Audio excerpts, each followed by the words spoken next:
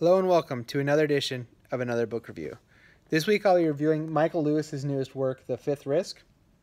It is a work of nonfiction, so my format's going to be a little bit different, but I will begin by talking about the author, then talk about what I liked about the book, what I didn't like about the book, and we'll finish off with the recommendations and what I'll be reading next time. So Michael Lewis is a nonfiction author primarily known for things like The Blind Side, Moneyball, and The Big Short, which have all been made into movies.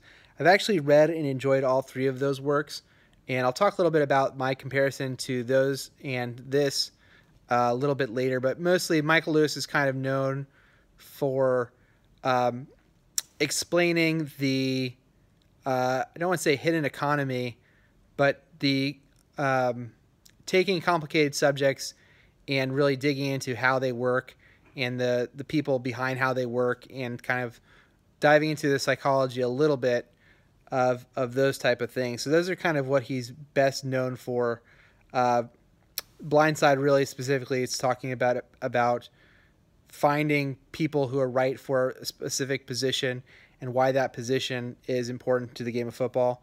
Moneyball is about kind of the underlying thinking behind sabermetrics and how that changed how baseball teams scout and evaluate talent.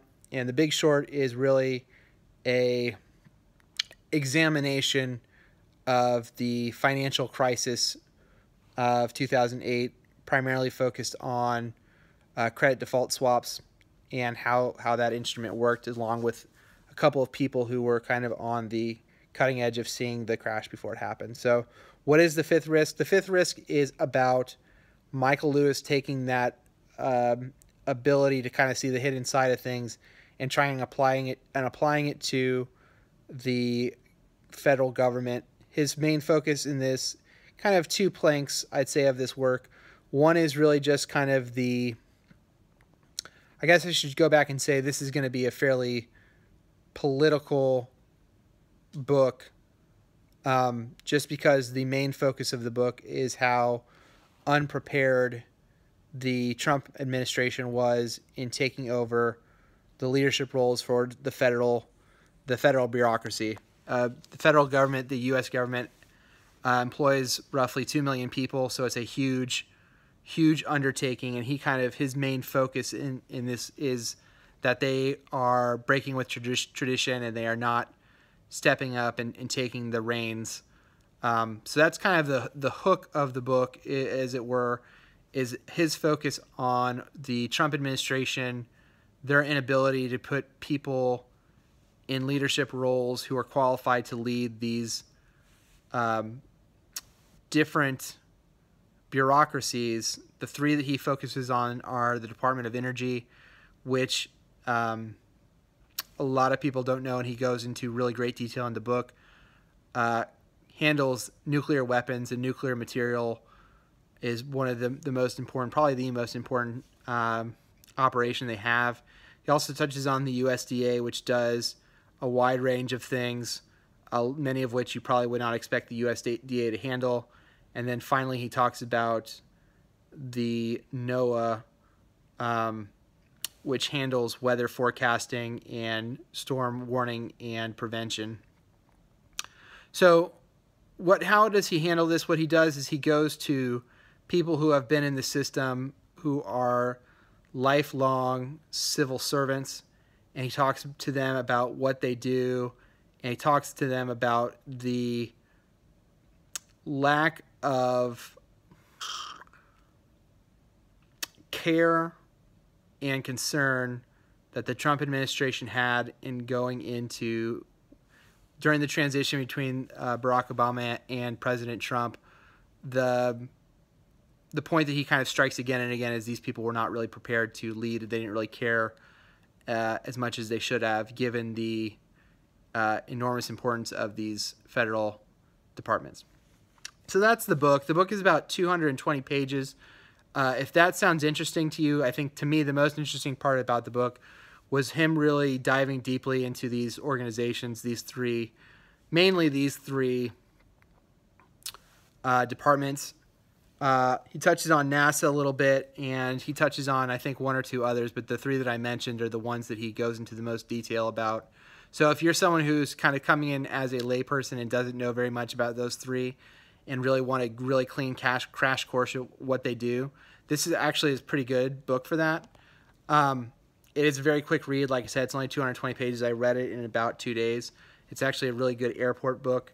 If you're about to board a plane and need to just be occupied for an hour or two, I think it does do that. My biggest disappointment with the book was, and I think Michael Lewis does, he kind of leads with the Trump stuff, but kind of under the Trump stuff is the question of people not really understanding how much the federal government does. And I think that is an interesting book. I wish he had kind of flipped the priorities of his reporting, to be honest with you. I wish he had kind of made that the focus and less of the Trump stuff, because I think people have been kind of arguing about how big the federal government should be, how effective they are, what the price should be for the services they provide. I think that's a question that's been going on since the United States was founded. I kind of think that's a deeper question than what he provides here, but I think it's also a more interesting one than the one he tackles. To me, reading this, I kind of felt like the same story over and over again, which is Michael Lewis setting up what happened during the transition between Obama and Trump, him going in and saying and interviewing people, and the people there in these federal departments basically saying, yeah, Trump didn't show up, which breaks tradition, which broke the tradition between with Obama, but also other Republican presidents like President Bush, and going way back. So he does that kind of again and again, and that to me wasn't super impactful.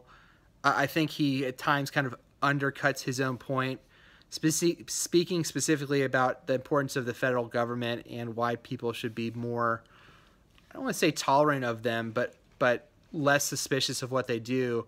He briefly mentions a story about prisoners taking money to get radiation tested on them in the 60s. And to me, it was like, why would you include this point about the federal government being malevolent if your overall point is to point out all the good things they do? So I was a little kind of taken aback by that. And there's a couple of points in the novel where he kind of has certain phrases that I think people will quibble with, and he kind of, there are certain points in the novel where I wish there was a little bit more nuance in what he brings. I didn't find the book necessarily entertaining.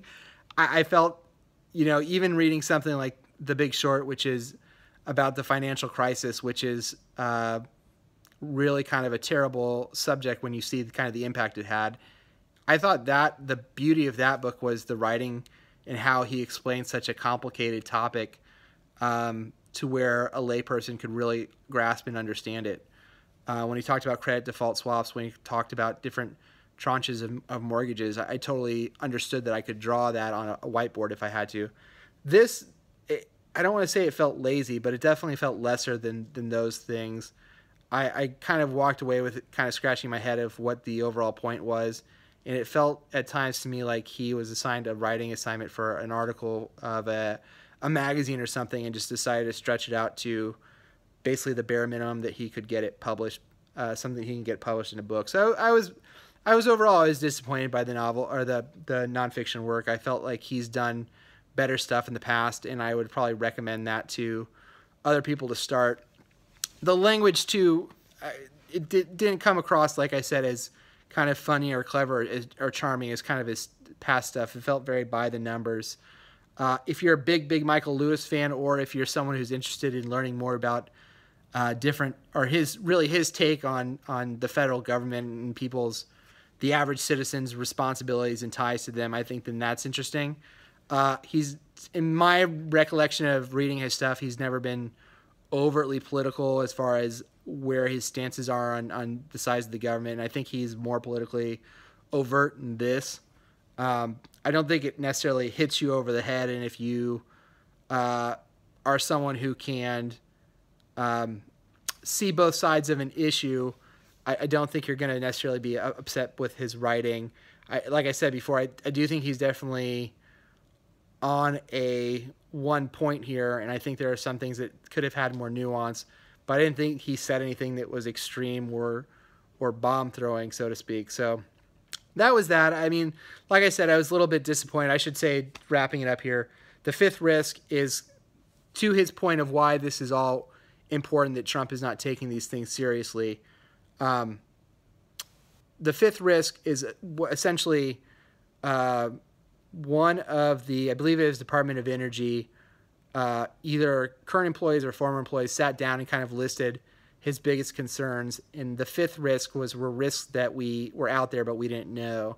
It seemed very similar to me to the unknown unknowns from Donald Rumsfeld's memo about the Iraq War. So it was very similar to that. So it's the idea that because you don't have someone taking these things seriously, you have these great dangers that are just kind of lurking about in the ether, and we don't know about them, and that should be cause for concern given the interdependence on a lot of these systems that are basically led, or what's the word I'm looking for, spearheaded by the federal government. So if that all sounds interesting, I would definitely check it out. The good thing about it, like I said, it is fairly short. The writing in it is fairly clear as far as what he is trying to do. I think he does explain the federal departments fairly well that he covers. It did feel, like I said, repetitive at times, and I wish there had been a little bit more nuance, and I wish the argument had been a little bit more timeless, maybe. I felt like that large part of it is kind of him kind of going back to the Trump well again. And so your mileage on that may vary. So that's the Fifth Risk. Next time I'm going to be reading Christina Garcia's novel, The King of Cuba. Until next time, please feel free to like the video, leave a comment, follow me on Twitter, and subscribe to the channel if you haven't already. Till next time, bye!